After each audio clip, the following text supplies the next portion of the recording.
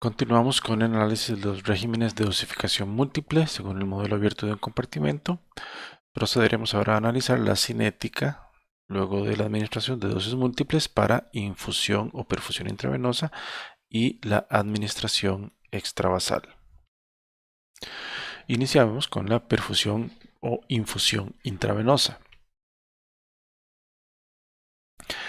Acá, pues recordemos que la concentración de fármaco en el organismo durante el periodo de infusión no lo brinda esta expresión matemática, ¿verdad? La concentración plasmática es igual a la K0 entre VD por KL por 1 menos E a la menos KL por el tiempo.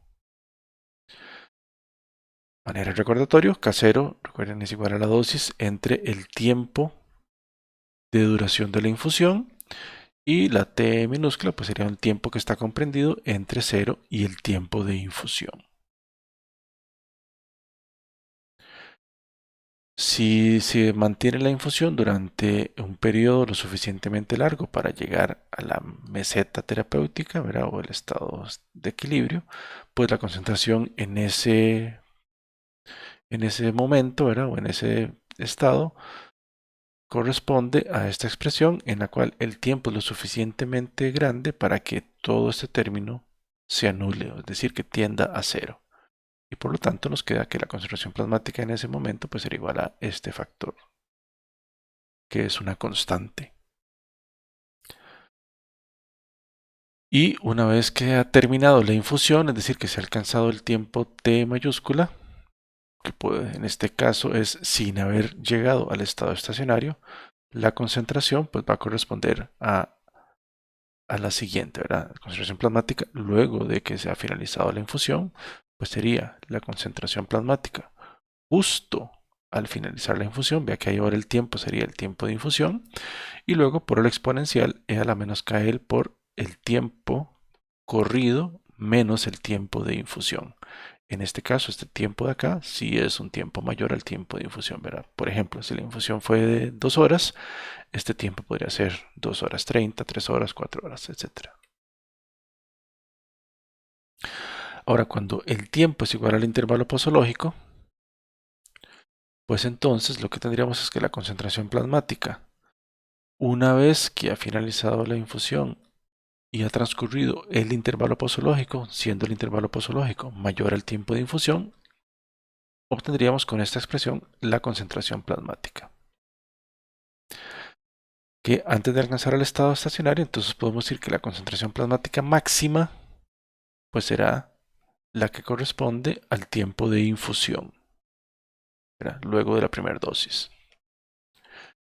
La mínima pues corresponderá entonces a la concentración plasmática luego de que finalizó la infusión por el exponencial, que en este caso correspondería al tiempo transcurrido luego de la infusión y hasta llegar al intervalo posológico. Después de n dosis, ver aquí ya no vamos a hacer la deducción directamente, sino que planteando la ecuación tal cual, la concentración máxima luego de n de dosis nos la da esta expresión. Pero entonces aquí lo que cambia con respecto a esta primera dosis sería este término de acá. 1 menos e a la menos n KL por tau entre 1 menos e a la menos KL por tau. Y la mínima pues sería la máxima por el exponencial. E a la menos KL, en este caso, tau menos el tiempo de infusión.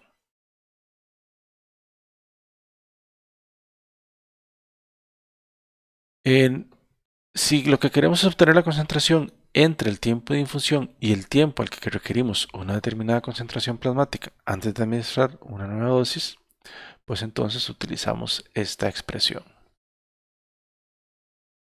Mira, donde este tiempo pues será un tiempo menor al intervalo posológico. Cuando se ha alcanzado el estado estacionario, pues la concentración plasmática máxima nos la da esta expresión y la mínima, pues la máxima por el exponencial e a la menos KL por tau menos tiempo de infusión.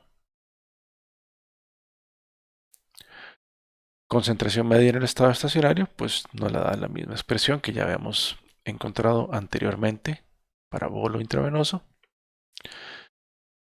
Y en el caso de que se suspenda la infusión antes del siguiente intervalo de dosificación y nos encontremos en el estado estacionario, pues entonces la concentración plasmática máxima en el estado estacionario pues nos la da, la concentración, perdón, nos la dará este valor por el exponencial, que sería igual a esto, donde este t asterisco es ese tiempo después de que se haya terminado la infusión, pero que es inferior al intervalo posológico.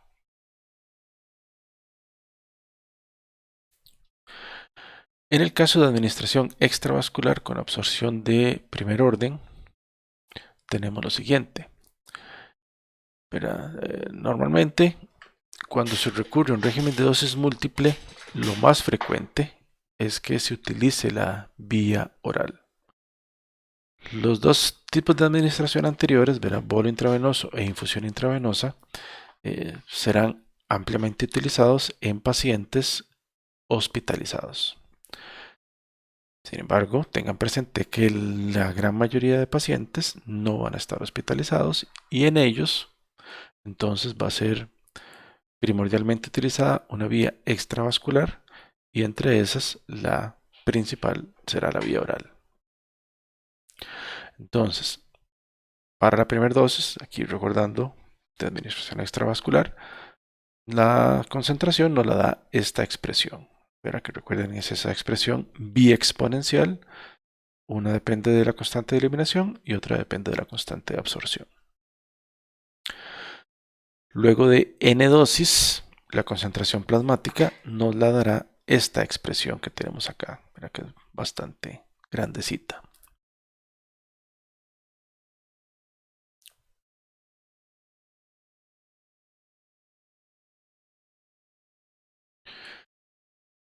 Conforme el número de dosis se va incrementando, estos exponenciales que llevan implícito el número de dosis van a hacerse más pequeños más rápidamente que los demás. Por lo tanto, podemos despreciarlos porque van a tender a cero mucho más rápidamente.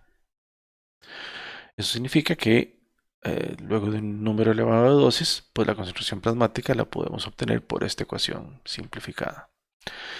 Y si en vez del tiempo utilizamos el intervalo posológico, nos quedará esta expresión de acá, la que nos dará la concentración plasmática mínima en el estado estacionario. ¿Por qué será la mínima? Porque una vez que se cumple el intervalo posológico, se administra la siguiente dosis y la concentración iniciará el proceso de ir aumentando.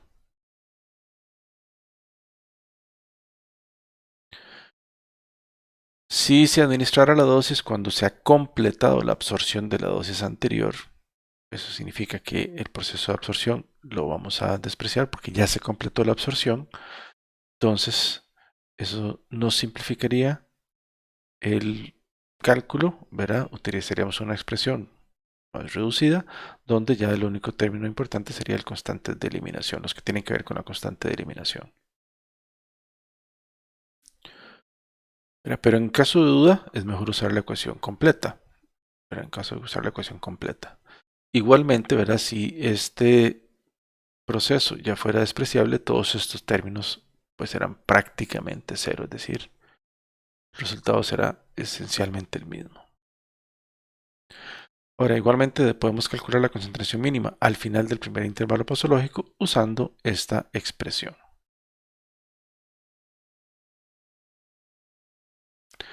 Que una vez completada la absorción, se transforma en esta expresión, ¿verdad? Eliminando los exponenciales con la constante de absorción. Y podemos calcular el índice de acumulación, que sería el cociente de las concentraciones plasmáticas, por ejemplo, mínima en el estado de equilibrio con respecto a la mínima luego de la primera dosis, que sería el término que ya conocemos como índice o factor de acumulación.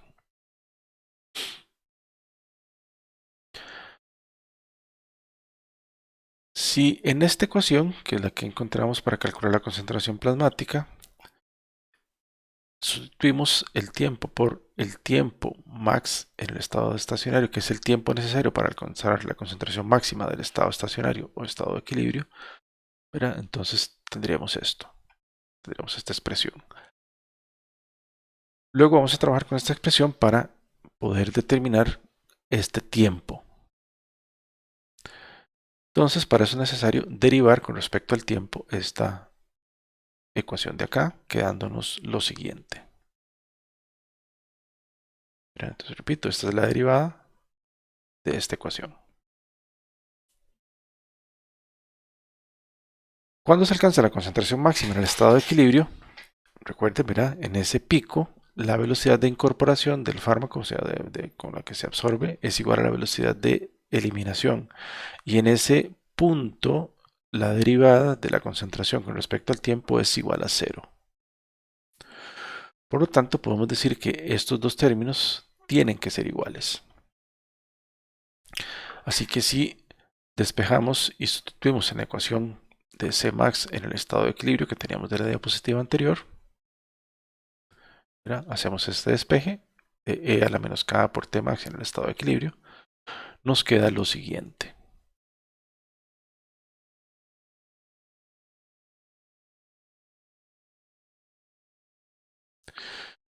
Que simplificando toda esa expresión, obtenemos que para la concentración plasmática máxima en el estado de equilibrio, pues sería igual a esto que tenemos acá. Y de acá podemos despejar ese tiempo para alcanzar la concentración plasmática máxima en el estado de equilibrio. ¿Ya? De esa expresión, tomando logaritmos y despejando, encontramos esta expresión para ese Tmax en el estado de equilibrio.